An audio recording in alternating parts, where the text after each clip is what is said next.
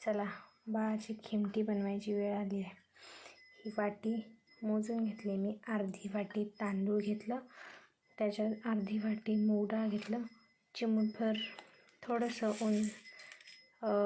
पाव 2 चमचे तूर डाळ, मसूर डाळ आणि 1 चमचा छोटी तूर डाळ, उडीद डाळ चिमूटभर घेतली आणि असंच अंदाजे थोडीशी हरभरा डाळ. हे सगळं डाळी मिक्स करून दिलं तर बाळाला सर्व पौष्टिक गोष्टी मिळतात. आणि उडीद डाळ एकदम कमी घेतली आहे कारण की ते थोडी जड नको जायला. टेस्टसाठी सगळ्या डाळी घेतल्या. हे सर्व एकत्र करून स्वच्छ धुवून घेऊया. हे सर्व आता स्वच्छ बघितलं मी, याच्यात निवडून घेतलं. हे सर्व मिक्स करून आणि धुवून घेऊया. ओके, चला धुवून घेते. असं स्वच्छ चोळून घेते म्हणजे ह्याचं वरचं कोटिंग जे असेल ते निघून जाईल आणि बाळाला स्वच्छ डाळी तांदूळ भेटेल. तर बघा, स्वच्छ धुतल्यामुळे कसं वर पांढरं पाणी आलेलं आहे. हे वरचं कोटिंग, ह्याच्यात फवारणी वगैरे होत असतील, औषधाच्या सगळ्या कोटिंग निघून जायला पाहिजे ना, म्हणून चोळून घेतलं. आता हे पाणी टाकून देऊ. बघा, परत एकदा पाणी घेतलं मी आणि आता डबल चोळते. ओके, हे पाणी वतून देऊया.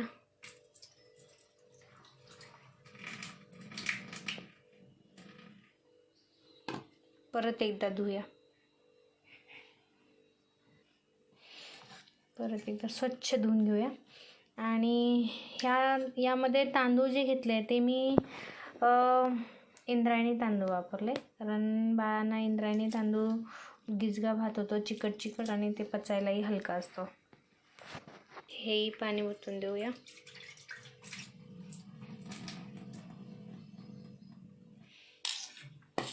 बघा, आता स्वच्छ झाले. येस, स्वच्छ झाले म्हणून बघा, आता पाणी घेतलं तर जरा दिसतंय तरी, हे की नाही. आता पांढरं पाणी नाही, आता बास करूया.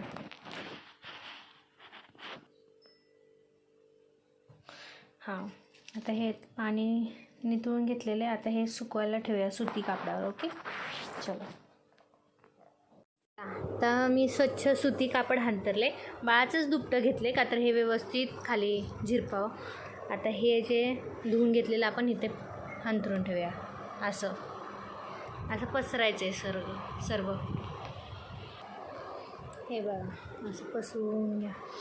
ह्याचं नक्की प्रमाण कळालं ना तुम्हाला. मी हे 1 वीकसाठी केले. 1 आठवडाभर त्यांना ही खिमटी पुरावी बाळाला म्हणून ही केली. 1 आठवड्यानंतर परत फ्रेश नवीन बनवायची. आणि सर्व डाळी घेतल्यामुळे त्याच्यात तांदूळ आणि मूग डाळ या दोन्ही गोष्टींचं प्रमाण सेम ठेवलेलं आहे. ओके, तांदूळ आपण इंद्रायणीचे घेतलेले आहेत. ती क्वालिटी सगळ्यांना लहान मुलांना चांगली आहे. तर हे असं सुती कापडावर पसरून झालेलं आहे. आता हे हार्डली 15-20 मिनटं ठेवायचं आपण, म्हणजे व्यवस्थित सुकून जाईल आणि नंतर भाजायचं. ओके, चला तर सुकू देऊयात आता 10-15 मिनटं. आणि व्यवस्थित छान खळखळून सुकलेलं आहे. आता हे गोळा करून भाजूया. आमच्या बाळाला तर लगेच पाहिजे, भूक लागली तिला, खिमटी द्यायची.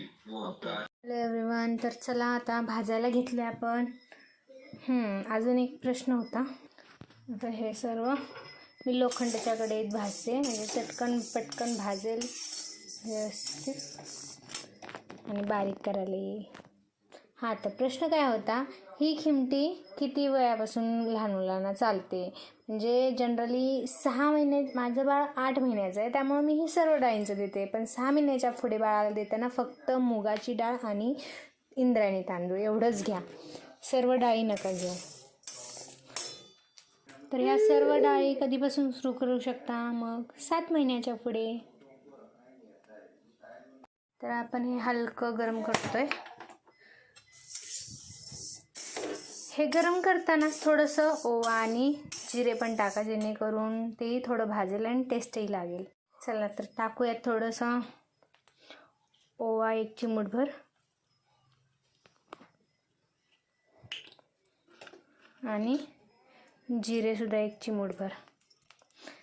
एवढ्या 1 वीकच्या मिश्रणासाठी ओवा जिरे बस आहे. हे बघा, आमचं पिल्लू आत्ताच खायला मागतंय. भूक लागली ना तिला. काय वृंदा, तुला आत्ताच हवंय? आत्ताच होय? थांब थांब, देते देते. हो हो हो, येस येस येस. बघा खूप घाई झाली आहे, मला पटकन हे खिमटी करून तिला द्यायची आहे. ओवा कसं पचायला पण पचनक्रिया चांगली होते आणि जिरे टेस्टला छान. चटचट थोडा आवाज येतोय. लोखंडाची कढई ट्रेडिशनली कधीही चांगली, हे की नाही? छान टेस्टी. आता हे गरम झालेलं आहे, मी गॅस बंद केला आहे. थोडा वेळ आता तसंच थंड होऊ द्या, म्हणजे मिक्सरला फिरवायला येईल.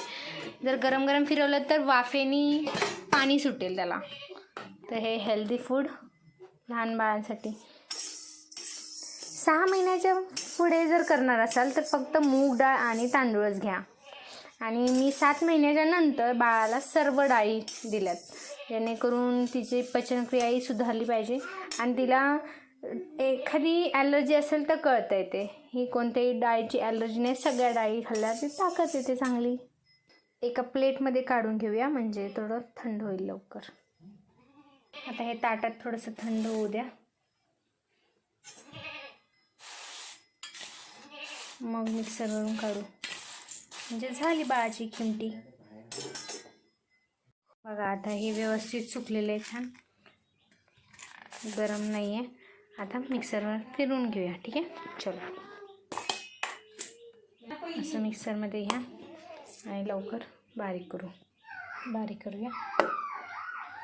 वाव, बघा आता एकदम व्यवस्थित बारीक झाले, छान पेस्ट झाली आहे. या खीरमध्ये तुम्ही तूप टाकून घ्या आणि बाळाला द्या. बघा आता चांगली भरड झाली आहे ना आपली ही. सो ही जी आहे ती बाळासाठी भाताची खिचडी, याला भरडही म्हणतात भाताची. आता ही एका डब्यात पॅक करून फ्रीजमध्ये ठेवूया.